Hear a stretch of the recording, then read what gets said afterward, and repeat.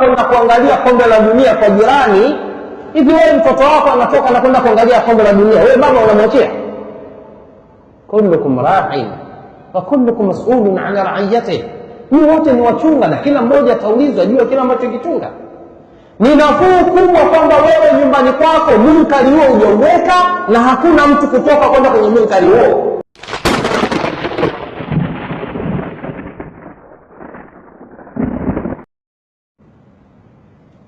السلام عليكم ورحمة الله وبركاته. إن الحمد لله نحمده ونستعينه ونستغفره ونعوذ بالله من شرور أنفسنا ومن سيئات أعمالنا. من يهده الله فلا مضل له ومن يضلل فلا هادي له. وأشهد أن لا إله إلا الله وحده لا شريك له، وأشهد أن محمدا عبده ورسوله. يا أيها الذين آمنوا اتقوا الله حق تقاته ولا تموتن إلا وأنتم مسلمون. يا أيها الناس اتقوا ربكم الذي خلقكم من نفس واحدة وخلق منها زوجها وبث منهما رجالا كثيرا ونساء، واتقوا الله الذي تساءلون به والأرحام إن الله كان عليكم رقيبا. يا أيها الذين آمنوا اتقوا الله وقولوا قولا سديدا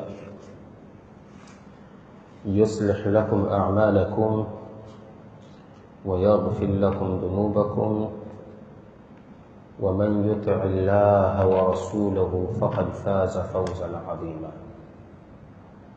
أما بعد، فإن أحسن الكلام كلام الله، وخير الهدي هدي محمد صلى الله عليه وآله وسلم. شر الأمور محدثاتها، فإن كل محدثة بدعة، وكل بدعة ضلالة، وكل ضلالة في النار. ثم أما بعد. بعد أن نشكر الله جل جلاله نكمتكيا زيادة يا رحمة amani mtume wetu Muhammad sallallahu alayhi wa alihi wasallam. Kabla ya kuanza maudhui yetu ambayo ndiyo lengo la kukutana kwetu katika mwezi wa Juni, bali mwezi wa Julai, tarehe 13 ya mwaka 1930 palianzishwa kitu kinachoitwa kombe la dunia. Mwezi wa Julai tarehe 3 mwaka 1930 ilianzishwa kombe la dunia. Mpaka wakati huu ambao tunaongea na kesho, nadhani ni kesho au kesho kutwa, ni kesho tarehe 11 ya mwezi wa Juni, mwezi wa 6 2026, kombe la dunia linafikisha miaka 90 na ile kule 70 na hapa 26, miaka 96. Kwa mtu ambaye alizaliwa wakati huo bado yupo hai, ni babu mwenye umri wa miaka 96.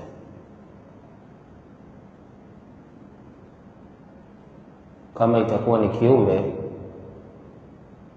basi tutamuita kiumbe ambaye amekusanya shari zote, ni mtu mzima wa ovyo ambaye zimekusanyika kwake yeye shari zote. Na huo ndio uhalisia wa kombe la dunia. Ni mashindano ya mpira wa miguu yanayokusanyisha nchi kadhaa za ulimwengu kushindania kinachoitwa kombe la dunia. Kwa mwaka huu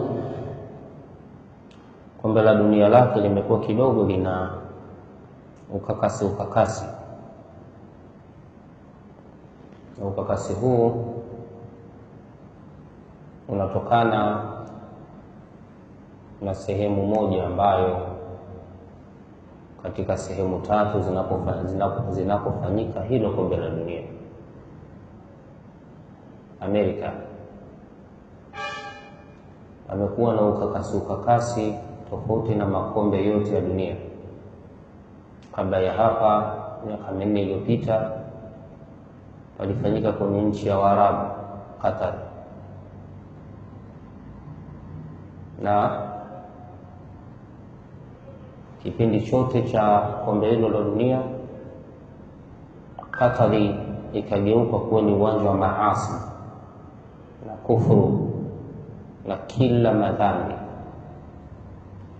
Sasa mara hii kwa mchanganyiko wa nchi tatu zikiongozwa na Amerika, pamekuwa na mikwamo mingi ambayo pia nayo inatutolea taswira ya uhalisia wa dunia inapoelekea. Sasa alhasil wa ikhtisar, Allah tabaraka wa taala alivyowataja waja wake wema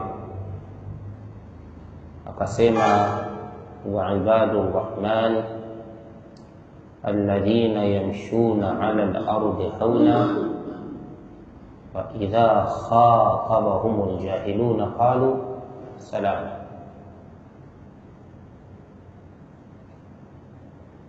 Hii ni sifa miongoni mwa sifa za waja wema, kutembea kwao katika mgongo wa ardhi kwa adabu. Na ikatokea watu wa maasi wenye kuendekeza mambo ya ujinga, wanapowasemesha waja hawa wema wa Allah, basi waja hawa wema wa Allah huwa wanawajibu kwa kuambia salama. Hawashiriki katika uovu wanaofanya walimwengu. Idha khatabahumul jahilun ay fi jahalihim, wanaposemeshwa na watu wajinga juu ya ule ujinga wao, basi waja wema wa Allah huwa wanajibu amani iwe nanyi, la nabtaghil jahilin, sisi hatuwafati watu wajinga.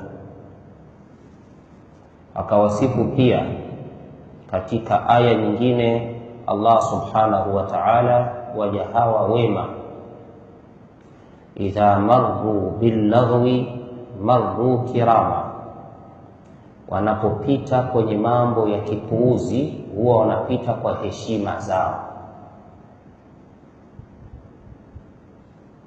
Na ausafu nyingine nyingi mfano wa hizi ambazo zimekuja kuwapambanua waja wema baina ya waja waovu. Mjadala wa kwamba je, kombe la dunia ni halali au sio halali, huu ni mjadala tasa usiokuwa na faida. Araaita law jia bil halali wal harami yawm al qiyama amama Allahi rabbil alamin, hebu nieleze lau kama zitaletwa halali na haram siku ya kiyama mbele ya Allah subhanahu wa ta'ala, fa aina yakunu kaasul alam, zimehudhurishwa halali zote na haramu zote kwenye hadhara ya Allah siku ya kiyama, kombe la dunia litakuwa upande gani? Maswali haya aliyauliza sahaba mtukufu Abdullah ibn Mas'ud radhiyallahu ta'ala anhu, alipokuja mtu mmoja kumuuliza kuhusiana na hukumu ya mziki. Ni nini hukumu ya mziki? Jawabu alilitoa Abdullah ibn Abbas radhiyallahu anhuma kana kwamba muulizaji hakuridhika nalo. Abdullah ibn Abbas radhiyallahu anhuma kwa ajili ya kumkadiria muulizaji na kumjulisha uhalisia wa jawabu la swali aliyouliza, akauliza hoja hii: araaita in jaa alhalalu walharamu yawm alqiyama fa aina yakunu alaghani? Wewe bwana, jawabu langu kama ukinainalo. Sasa nakuuliza, katika mizani ya uadilifu siku ya kiyama, katika hadhara ya Allah zimeletwa halali zote na haramu zote, mziki unategemea unawekwa sehemu gani? Hivi kuna mtu atathubutu kusema kwamba mziki utawekwa kwenye sehemu ya halali? Kuna mtu atathubutu kusema kombe la dunia litawekwa katika sehemu ya halali? Billahi alaykum, hivi nini unachokihalalisha kwenye kombe la dunia? Ule ushindani, dakika 90 za kucheza, zile shamra, mkusanyiko wa ulimwengu mzima sehemu moja. Nini unachokihalalisha katika kombe la dunia? Basi kama tutataja kitu ambacho ni majma'al munkarat, mkusanyiko wa maovu mengi, inawezekana kwa lugha fupi tukasema kombe la dunia ni katika majma'al munkarat, mkusanyiko wa maovu mengi, yote yamekusanyika sehemu moja. Na kama kutakuwa kuna hoja ya uzalendo, kuna wakati watu wanavutwa na hizi hoja ya uzalendo, sawa? Kuna watu wana uzalendo na nchi ya Saudia kwa mfano, na kuna watu wana uzalendo na nchi ya Iran kwa mfano. Hivi kweli kidini uzalendo huu, kama inavyosema hubbul watani min al-iman, uzalendo huu wa klabu yako ya mpira kwenye kombe la dunia ni sehemu imani? Sasa imani ya nini hapo? Imani ya yale maasi, imani ya ule uovu unaofanyika, mapenzi ya nchi yako kwenye kombe la dunia. Wewe muumini unapenda nini? Unachokipenda kwenye ili kombe la dunia kwa nchi yako ni nini? Ina maana nchi yako ikitokea ndio imebeba kombe la dunia, maana yake Uislamu utapiga hatua kwenda mbele, si ndivyo? Yaani leo tuchukulie kwa mfano Ahlus Sunna wal Jamaa, mapenzi yao yako na Saudi Arabia kwa sababu ni nchi ya tauhid, kibla ya Waislamu, Maka na Madina, sio? Hivi leo tujalie kombe la dunia limechukuliwa na Saudia, maana yake Uislamu tupiga tu. Hivi mheshimiwa kwenye maasi anakuwa ni mwema au anakuwa ni mwovu zaidi? Anayechaguliwa kuwa kiongozi kwenye maasi, huyo anakuwa ni mtu bora au anakuwa ndio muasi namba moja? Sasa kuna zile hali za kusalimisha, kuislamisha, yaani kwamba mtu anataka kujia Uislamu, basi unatia Uislamu mpaka kwenye kombe la dunia. Naona kizaazaa kinachotokea kwa Irani, kundi lao wao lipo Amerika, wao kundi lao linachezea Amerika. Sasa angalia unyanyapaaji wanaofanywa Irani kule Amerika. Mtu mmoja anamsikia ananisimulia, mimi nilikuwa sijui hilo jambo, nimesikia leo. Ananisimulia, anasema kwamba kuna refa wa kutoka Somalia katika marefa waliochaguliwa kutoka Afrika kazuiliwa kuingia Amerika. Mtu mmoja anasimulia leo, kazuiliwa kuingia Amerika. Uzuiliaji huu unabeba hisia za kiimani. Hawa wa Amerika wanamzuia huyu mtu kwa sababu anatokea Somalia, kwa maana wanachukia labda Somalia kuna imani sana, au na huu nao ni sehemu ya uovu. Hili tukio ni sehemu ya uovu.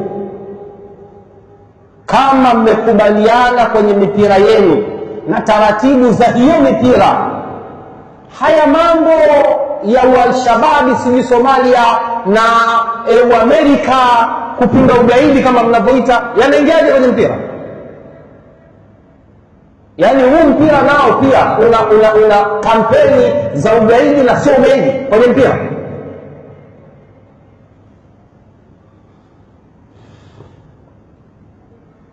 Sasa ikhwan, sijui ni siku ngapi ili kombe la dunia mpaka linakwisha, kuanzia hiyo tarehe 11 kesho. Sijui inatumia siku ngapi? Ni mwezi mzima. Ni mwezi wenye maovu mengi, ambao kila mja katika mizani yake ya mema na maovu itataharaki ndani ya kipindi hiki, na itataharaki katika kuzidisha maovu kwa kushiriki haya, na itataharaki katika kuzidisha wema kwa mtu aliyekataa kushiriki haya. Uzindushi wa mwisho, kuwaliwaza watu wa nyumbani, watoto, wake, ndugu na jamaa na marafiki, kwa kusema tunawawekea kinyamuzi cha mwezi huu kwa ajili wasipate tabu kuangalia kombe la dunia. Hii ni katika jumla ya maasi, na ni matumizi ya kipato katika kushajiisha maasi, sio wema wala si ucha Mungu. Eti kwa kuwa unaogopa kwamba nisipoweka kinyamuzi nyumbani watoto watatoka kwenda kuangalia kombe la dunia kwa jirani. Hivi wewe mtoto wako anatoka na kwenda kuangalia kombe la dunia, wewe baba unamwachia? Kullukum ra'in wa kullukum mas'ulun 'an ra'iyatihi. Ni wote ni wachunga na kila mmoja ataulizwa juu ya kila ambacho kichunga. Ni nafuu kubwa kwamba wewe nyumbani kwako munkari huo hujauweka na hakuna mtu kutoka kwenda kwenye munkari huo, na kuwa kwako wewe nyumbani haujaweka huo munkari ni dalili ya kuwa wewe usapoti hivyo vitu. Kwa hiyo mtu yeyote kutoka nyumbani kwako kwenda jirani kuangalia kombe la dunia ni dalili ya kwamba huyo anafanya mukhalafa kanuni za nyumba.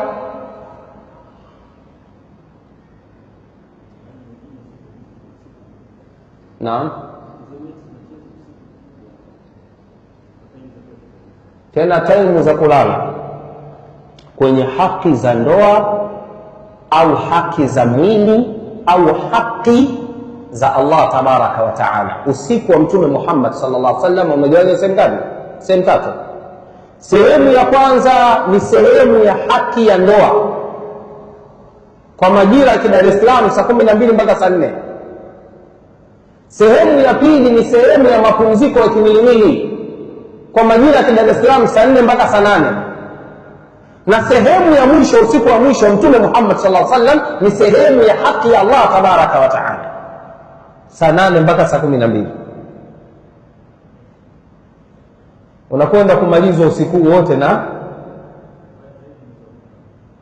katika mwezi mtukufu wa Muharram, ambapo Allah tabaraka wa taala ametuambia katika makatazo ya jumla ya miezi hii mitukufu, fala tadhlimu fihinna anfusakum. Mkeshaji kwa ajili ya kuangalia mechi ya kombe la dunia anakesha, lau atakuwa ni mcha Mungu wa kufanyia kazi maneno ya Mtume Muhammad sallallahu alaihi wasallam, afdalu siyami ba'da shahrillahi ba'da Ramadan shahrillahi almuharram. Saumu bora baada ya saumu ya mwezi mtukufu wa Ramadhani, ambayo ni saumu ya wajibu, ni saumu ya kufunga katika mwezi wa Muharram. Mwezi wa Muharram ni katika miezi ya kufunga sana, na Mtume Muhammad sallallahu alaihi wasallam ameusunishia umma wake ufunge sana katika mwezi wa Muharram. Lakini sasa tunakwenda na kombe la dunia. Billahi alaikum, miongoni mwa ibada zinazochukua muda mwingi wa kuwa ndani ya ibada na uchamungu ni ibada saumu. Min tulu'i al-fajri ila ghurubi ash-shams, man lam yada'a qawla az-zuri wal 'amala bihi wal jahl falaysa lillahi haja fi an yada'a ta'amahu wa sharaba. Asiyeacha maneno ya kipuuzi na ujinga, Allah ana haja kwa kule kuacha kwake kinywaji chake na chakula chake. Kwa hiyo mwenye kuadhimisha miezi mitukufu kwa kufanya ibada ya saumu kwa maelekezo haya ya Mtume Muhammad sallallahu alaihi wasallam, mwenye kuadhimisha miezi mitukufu kwa kumalizia hii Dhulhijja, tuko mwishoni sasa, na kufungua Muharram, akawa anafanyia kazi makatazo haya ya Allah, fala tadhlimu fihinna anfusakum, apite katika kombe la dunia katika adabu zake za kidini. Wa idha marru bil lagwi marru kirama, waja wema wa Allah wanapopita katika uovu huwa wanapita na heshima zao. Tunamwomba Allah tabaraka wa taala bimanihi wa karamihi an yaj'alana hudatan muhtadin wa ghayra dhalina wala mudillin. Huu ni utangulizi ambao nilitamani nitoe utangulizi huu kabla ya uovu hujafika, na kwa idhini ya Allah tabaraka wa taala kwenye hutuba ya Ijumaa, na inshallah nitakuwa katika Masjid Kokobichi.